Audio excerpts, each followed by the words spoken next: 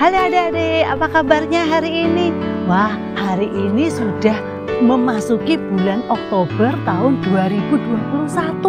Suatu bulan yang baru, dan di bulan ini kita akan belajar tentang satu tema yang baru. Temanya adalah Allah menyelamatkan. God saves. Nah adik-adik, sebelum kita memasuki tema kita, mungkin adik-adik bingung nih ya, Kak Pilia lagi pakai baju apa nih?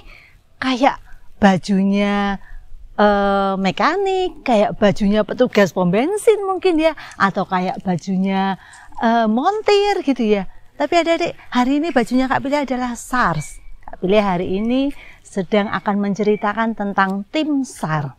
Nanti Kak Pilia akan bahas lebih lanjut. Sebelum kita memulai ibadah kita akan berdoa terlebih dahulu. Mari kita berdoa. Tuhan Yesus, kami sungguh bersyukur Tuhan. Hari ini kami memasuki minggu yang baru di bulan yang baru tahun ini. Dan kami bersyukur karena kami melihat pemeliharaan Tuhan dalam hidup kami selama ini. Kami melihat betapa sungguh Engkau yang mulia, Engkau yang maha kuasa, Engkau yang maha tahu, Engkau yang bertahta dalam kehidupan kami. Kami bersyukur Tuhan untuk segala yang kami punya, segala yang kami alami dalam hidup ini. Tuhan, hari ini kami ingin belajar lebih lanjut lagi tentang firman Tuhan. Kiranya Engkau yang akan berbicara kepada kami. Kiranya Engkau yang akan memberikan firman-Mu kepada kami. Biar kami boleh belajar tentang bagaimana kami boleh hidup semakin hari semakin serupa dengan Engkau. Terima kasih Tuhan Yesus. Biarlah ibadah kami hari ini boleh menyenangkan hati Tuhan. Dalam nama Tuhan Yesus kami sudah berdoa. Amin. Nah, adik-adik, hari ini kita akan memulai ibadah kita dengan menyanyikan sebuah pujian, To God be the glory. Bagi Dialah segala kemuliaan.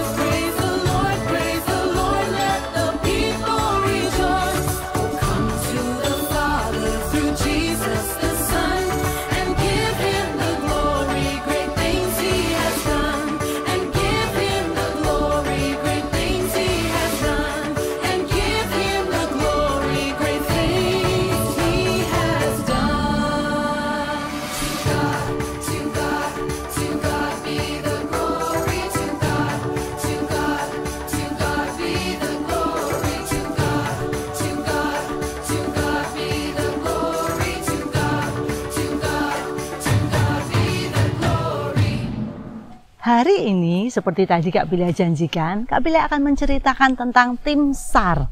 SAR ini adalah Search and Rescue, mencari dan menyelamatkan. Nah, biasanya tim SAR ini akan diterjunkan atau akan dikeluarkan oleh pemerintah pada saat terjadi bencana. Macam-macam nih, gunung meletus, banjir, kapal yang tenggelam, atau mungkin pesawat terbang yang jatuh. Di situ tim SAR akan berperan sangat penting untuk apa? Mencari dan menyelamatkan korban yang ada. Nah, Search and Rescue, mencari dan menyelamatkan. Kak Billy akan pasangkan sebuah video tentang apa yang telah dilakukan oleh tim SARS pada saat mereka menyelamatkan korban pada kapal yang tenggelam. Proses evakuasi awak kapal barang KM Sumber Baru yang tenggelam di Wakatobi berlangsung dramatis.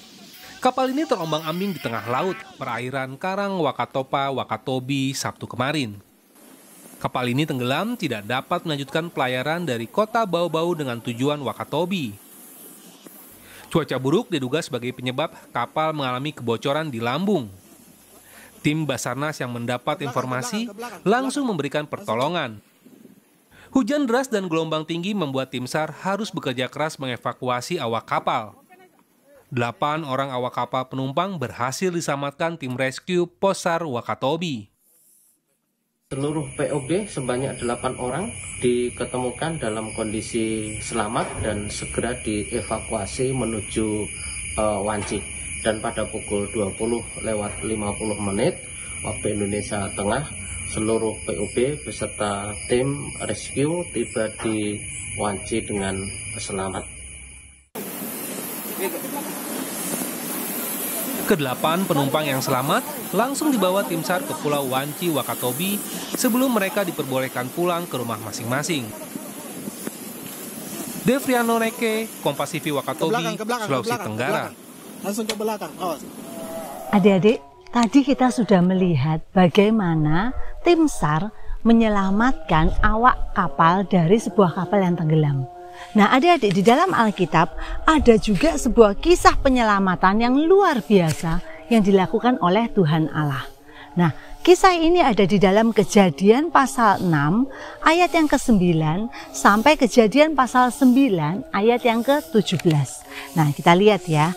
Nah, Kejadian pasal 6 kita mulai dari sebelumnya. Jadi kita mulai dari ayat yang ke-7. Berfirmanlah Tuhan, Aku akan menghapuskan manusia yang telah kuciptakan itu dari muka bumi, baik manusia maupun hewan dan binatang-binatang melata dan burung-burung di udara. Sebab aku menyesal bahwa aku telah menjadikan mereka. Adik-adik, kalau kita lihat ya, kalau kita baca, wah, Tuhan itu mau melenyapkan semua apa yang telah dijadikannya di muka bumi. Kenapa? Karena ternyata kondisi waktu itu, kondisi manusia waktu itu sangat jahat. Nah, coba ya, kita tadi waktu kita baca itu ada kata-katanya gini loh. Sebab aku menyesal bahwa aku telah menjadikan mereka. Adik-adik bayangkan, mungkin saking kebangetannya, kejahatannya orang-orang waktu itu, mereka itu sampai membuat Tuhan itu menyesal bahwa Tuhan telah menciptakan manusia. Adik-adik, tetapi ceritanya bukan hanya stop di sana. Sekalipun dalam situasi seperti itu, ada harapan. Ada sebuah harapan. Apa? Kita baca di ayat yang ke-8. Tetapi Nuh mendapat kasih karunia di mata Tuhan. Nuh mendapat kasih karunia di mata Tuhan. Di tengah kejahatan yang terjadi di bumi waktu itu, ada satu manusia yang berbeda. Ada seorang pria yang hidupnya penuh cinta kasih karunia Tuhan. Nuh diperkenankan oleh Allah. Coba kita baca di ayat yang ke-9 tentang riwayat Nuh.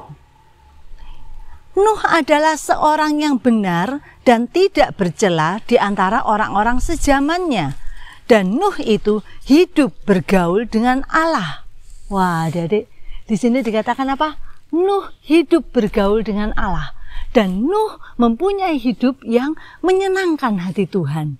Di antara orang-orang yang hidupnya saat itu sudah rusak, orang-orang yang semua yang hidupnya mungkin sudah mengecewakan hati Tuhan. Di ayat yang ke-11, adapun bumi itu telah rusak di hadapan Allah dan penuh dengan kekerasan. Allah menilik bumi itu dan sungguhlah rusak benar, sebab semua manusia menjalankan hidup yang rusak di bumi. semua manusia telah hidup rusak di bumi. Berarti apa? Bumi itu saat itu sudah penuh dengan kejahatan, sehingga membuat Allah menyesal menjadikan manusia. Tetapi kita ingat tadi ada sebuah harapan. Allah ingin menyelamatkan seorang anaknya. Anaknya yang hidup bergaul pada Tuhan. Anaknya yang hidup dekat dengan Tuhan. Yaitu siapa? Nuh dan keluarganya. Nah, adik-adik, kita belajar bahwa Nuh itu pria yang saleh. Dia tidak tercemar seperti rekan-rekan sepantarannya. Dan bahwa dia berjalan dengan Allah. Bagaimana tahu Nuh itu hidup berjalan dengan Allah? Karena dia punya sikap yang taat pada setiap instruksi yang Allah berikan. Meskipun kita tahu bahwa instruksinya itu sulit dan penuh kejanggalan serta tantangan. Kalau adik-adik lihat, gimana tidak janggal ya?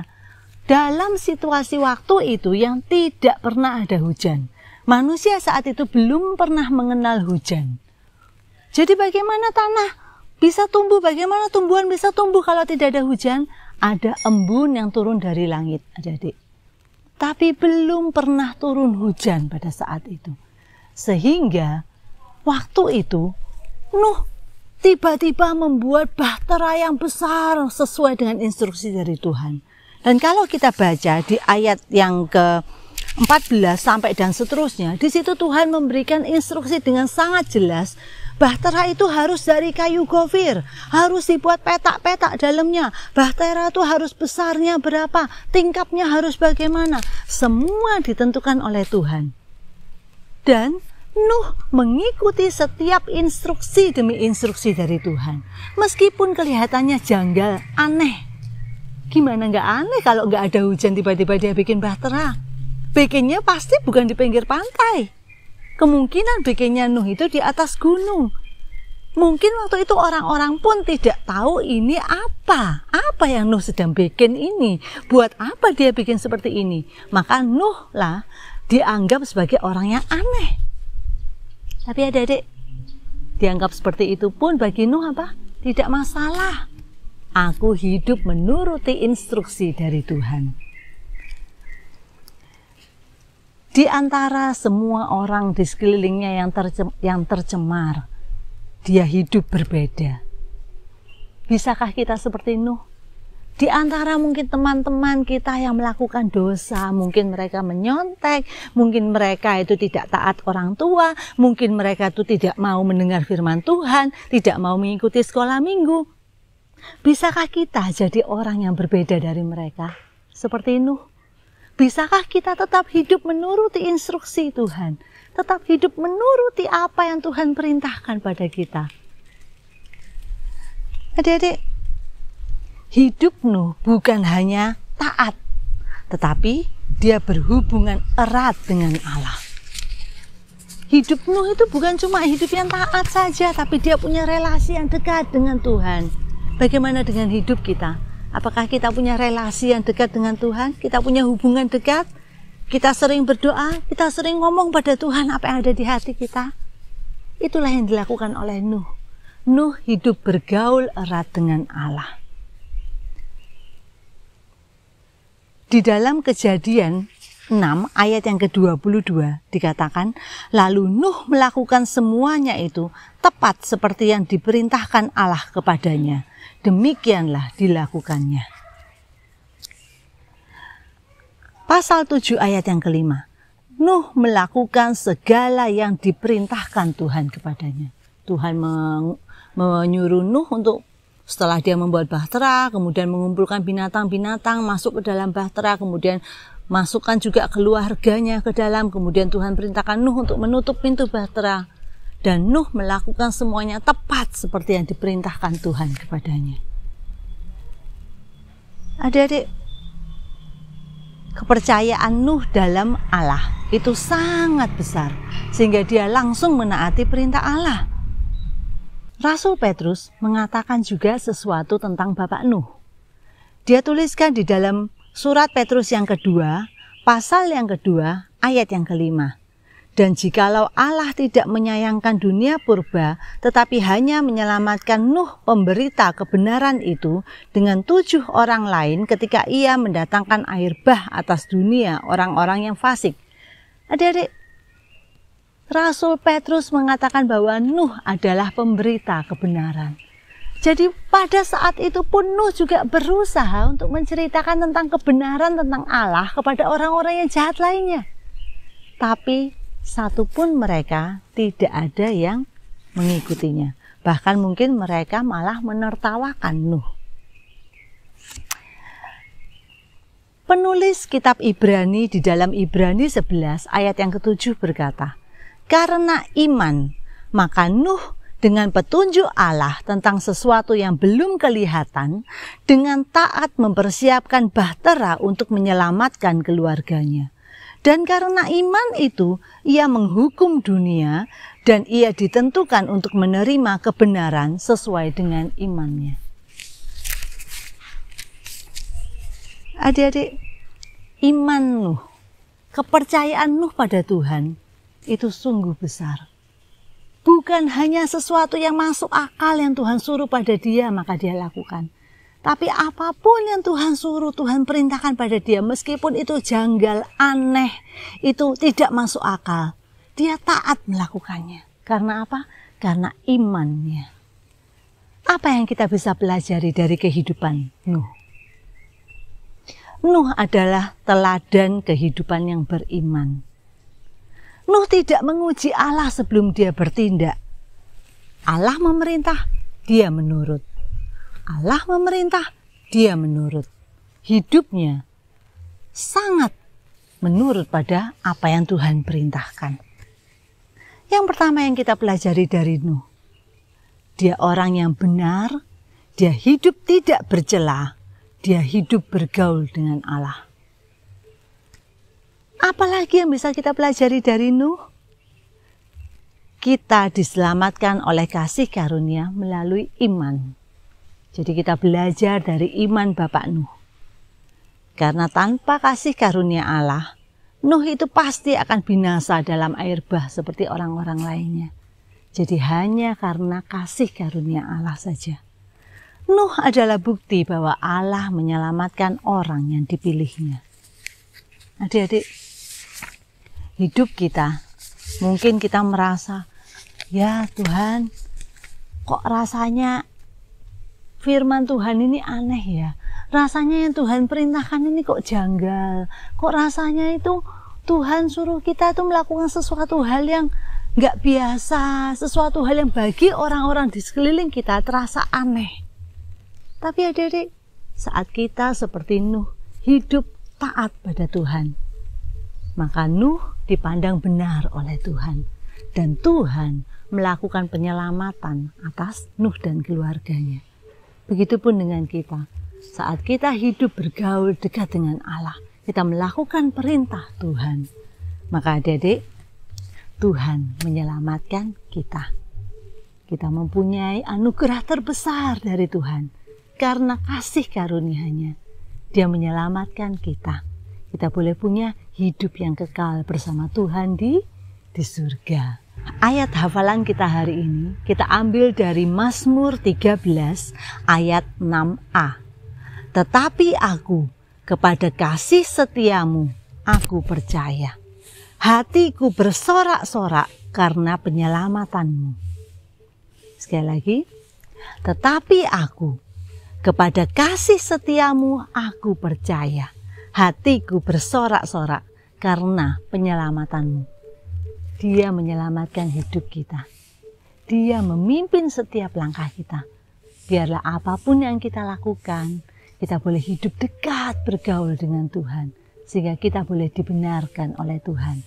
Sehingga kita pun diselamatkan oleh Tuhan. Kita akan menyanyikan sebuah pujian. Trust and obey. Trust and obey. Percaya dan taat.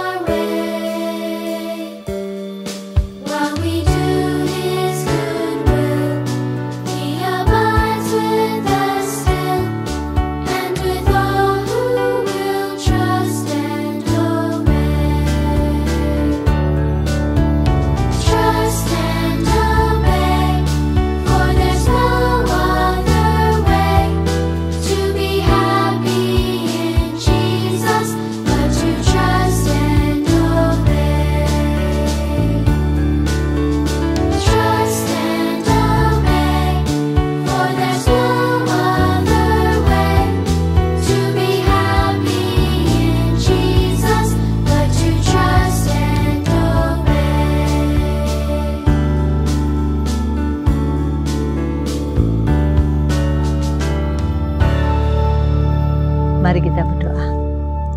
Tuhan, kami bersyukur Tuhan, karena melalui cerita Bapak Nuh hari ini, kami boleh belajar tentang trust and obey.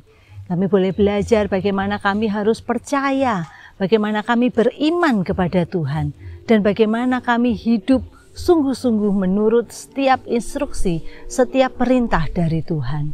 Terima kasih Tuhan Yesus. Dan kami juga bersyukur untuk kasih karunia Tuhan yang Tuhan berikan, sehingga Tuhan menyelamatkan kami.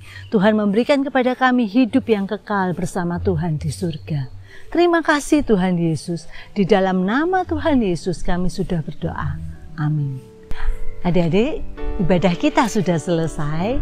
Kita ketemu lagi minggu depan ya, di dalam cerita tentang penyelamatan Allah yang lain. Sampai ketemu. Stay safe, stay healthy, stay at home. Don't forget to keep praying.